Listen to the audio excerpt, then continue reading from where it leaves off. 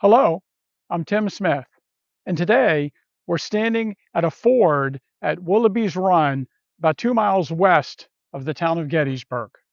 If you like the historical content we've been placing on our YouTube channel, please hit the subscribe button and perhaps share this video with your friends.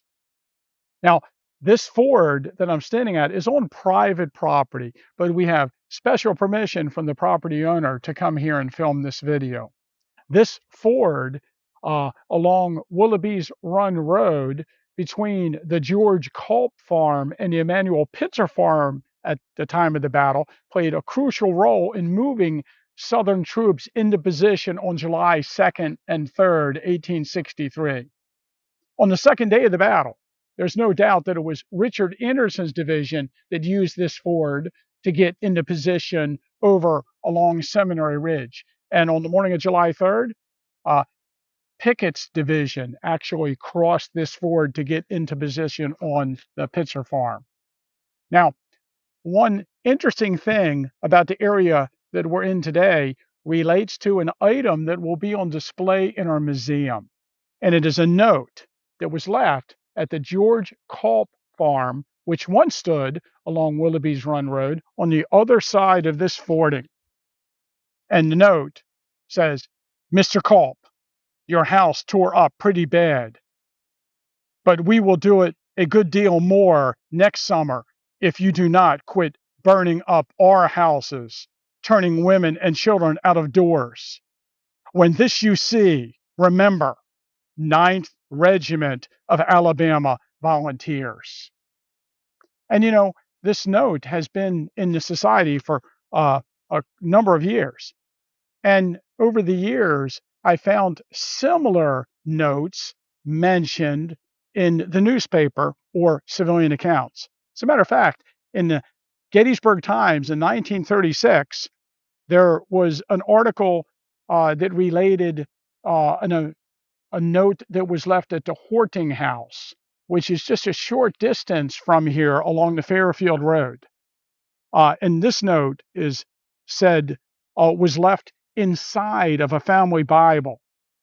And the inscription says, "I did not tear up your house this way, but it is no more than you deserve, for you destroyed ours and more than 10 times worse. James P. Critcher, Company K, 9th Alabama Regiment." So another note left not very far from this house by the same regiment, perhaps by the same man. Now, the Gettysburg National Military Park also is in possession of a note that was left in a family home by Southern soldiers after the battle. This one says, July 2nd, 1863. "Mr. Yankee, your house is not torn up at all compared with the way your soldiers did it at Fredericksburg. I only killed one goose and took one pair of stockings. Signed, Rebel." And, you know, we have another interesting civilian account in the collections at the Adams County Historical Society by Sue King Black. And she describes a house that was torn up on what today is Good Intent Road. And it was the Boyers' house. "As the Boyers left their house, the Rebs took possession of it and did all kinds of mean tricks. Carried window shades, pictures, etc. up to the woods. They used the dough tray to feed horses and the drawers of a sideboard to mix dough. They opened a jar of black cherries, poured it down the stair steps, then cut a shaft bed open and spread it over them. And they wrote on the wall, 'Done in retaliation for what was done in the South.'" So we have a bunch of examples in our collection of damage that was done to houses by the Confederates during the battle. Now, for years, all we knew about this note, it was from the Culp family. And now, it was donated to the Adams County Historical Society by Raymond Culp. And his great-grandfather was Jeremiah Culp that lived on York Street at the time of the battle. And Jeremiah Culp's uncle was George Culp here? And of course, we're in the area where the 9th Alabama would be stationed.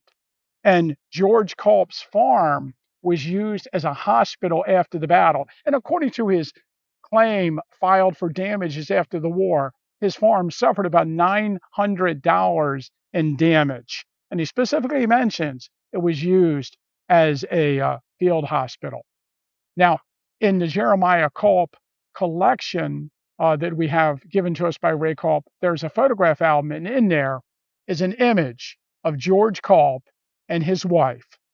And we'll show you that here. According to the 1860 census, George Culp was 60 years old. He lived here with his wife, Elizabeth, 56. His son, George R. Keller Culp, who was 18. Levi Culp, Amelia Culp, and Jane Culp, according to the claims file. Now, Keller Culp is Benjamin Keller Culp, who was born on May 31st, 1842. He was named after Gettysburg's Lutheran minister, Benjamin Keller, just known mostly as Keller Culp. Keller Culp joined the Army in 1862. He actually joined the 138th Pennsylvania Infantry. And at the Battle of the Wilderness, on May 6, 1864, Keller Culp was captured. And like many men that were captured in that battle, he ended up in Andersonville Prison, where he died on December 17th, 1864.